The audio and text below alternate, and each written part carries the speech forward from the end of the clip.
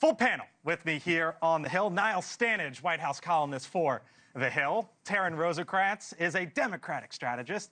Chris Stirewalt, of course, host of The Hill Sunday, senior fellow at the American Enterprise Institute. And Denise Gitsham, NewsNation political contributor. Hello to you all. Happy Friday. Happy Friday. Thanks for being with us. Yeah. So I made the point earlier this week that I thought Elon Musk was trying to signal to the business world, I'm back. He showed up on Bloomberg. He showed up on CNBC in a matter of like a few hours or so.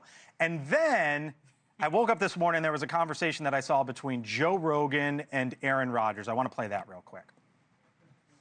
There was a study that was done recently that showed that 96% of all the stories that mainstream media prints about Elon are negative. 96%. Meanwhile, the guy saved those people trapped up in space. And he does when there's natural disasters with Starlink. So I'm wondering, as he sort of signals this shift back to business, he's the greatest innovator of our era, whether you love him or hate him. He got political, whether you loved it or hate it. Will he be viewed in that innovator role, or is the politics just never going to go away?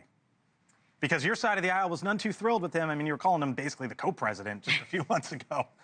I think Doge was a big stain on him. That did not go well, and I think, you know, the sort of spending all those millions of dollars and not winning in Wisconsin, both of those things were big stains. I think Doge really rubbed people the wrong way, and it was a stain that did not successfully go the way that people planned and the way people wanted it to, and I think it just wasn't a good look for him. I don't think he's going to be able to get politics out of his system. I mean, he spent $290 million. He's got to pay off some money. He's Uncle Elon. He doesn't want to He go got bit by the same bug all of us got bit with. That No. Oh, come on now. You're sitting here on World Day weekend. On this table. On the Spent table. $290 million so far. But do you see where I'm going with this, Niall? Because he is signaling his move back into the business world.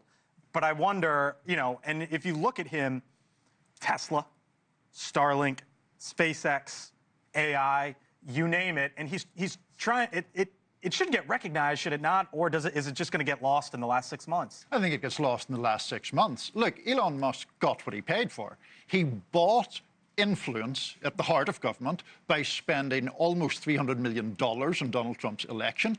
He then got into the center of government in the shape of Doge, and he used some of those cuts to ease the regulatory pressure on exactly the companies you're talking about. So the idea that there's this clean and crisp dichotomy between his business interests and his political interests, I just don't buy that at all.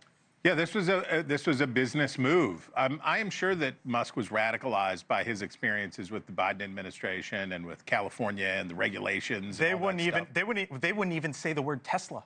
Exactly. The Biden administration. Yeah. And for the tech bro community writ large, right? So they invested heavily in the Democratic Party. They thought they were buying access with Democrats. It turned out that it didn't work, and the Democrats still brought the FTC after him, came after him, tried to break him up, did all this stuff. They gave him Lena Khan. They gave him hundreds of millions of dollars, and they got Lena Khan for their trouble. So these guys radicalized, and a bunch of them radicalized, and they're like, we're going in, we're doing MAGA, we're MAGA now. So Musk, who is, you know, has an effervescent personality, goes the farthest, and he goes the nuttiest, and he goes the chainsawest. But it was at its core a business proposition, which is I can buy my way into this movement, and I can become at the center of the movement. And I think Taryn makes a great point. The Wisconsin election was the test of his premise, which is, remember, he would say to Joni Ernst, he'd say to anybody, do everything I tell you, or I'm coming for you in a primary and I will destroy you. So he goes up to Wisconsin, tries to do it all, and he gets shut down. Now, he'll probably convince people that this has been a net win for him because of the huge advantages that he'll have from contracting and regulation and all of the other things. But, you know, I don't think he leaves a happy man. So speaking of power, there was a story that it broke like at this hour or just moments before it yesterday that I think sort of got lost under the headlines a little bit, Chris, which was the Supreme Court ruled basically who a president can and cannot fire. And the cannot involved the head of the chair of the Federal Reserve, Jay Powell. And now I'm sitting back, Chris, and I'm going to myself, you know what? Whoever the Fed chair is, they're unelected, they can't be fired, and they control the money supply Right. That's pretty powerful stuff, is it not? It is, but who does... And that's not a shot at Powell or whoever his successor may or may not be. So we have the Federal Reserve, we have the Federal Trade Commission, we have the Federal Communications Commission, and under a ruling, let's make it sexy, it's Friday, under a ruling called Humphrey's Executor, since the 1930s, they have been these hybrid entities that are neither constitutional fish nor fowl. They aren't constitutional. These are extra constitutional agencies and entities that have both legislative power and executive power. And Donald Trump says they're mine. I can weaponize the FCC against my enemies. I can weaponize the FTC against I can do anything that I want to do because they're the same as me. It can't be that too.